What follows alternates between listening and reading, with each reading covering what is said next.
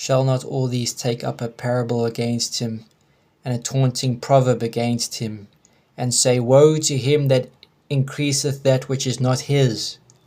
How long? And to him that ladeth himself with thick clay. Habakkuk 2, verse 6. This is speaking about Satan, how he increases that which is not his, and how it seems that he can go on forever, perpetuating evil, as it were, seemingly without consequence. But there is always consequence. And he ladeth himself with thick clay, and clay in Scripture speaks about human beings, because they are made from the clay or the dust of the earth. In Isaiah 14, it speaks about Satan, as well as Ezekiel 28. And this is at the time of his end. And in verse 15 it says, Yet thou shalt be brought down to hell, to the sides of the pit.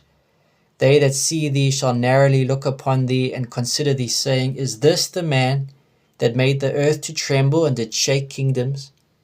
That made the world as a wilderness, and destroyed the cities thereof?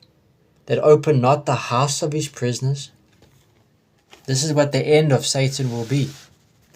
In Revelation 20,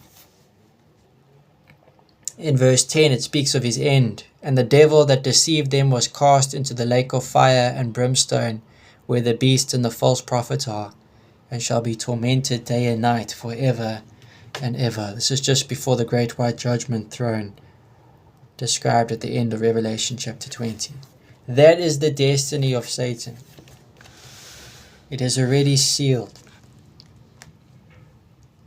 Therefore, the rest of Habakkuk 2 goes into detail about who Satan will inhabit, which is the Antichrist.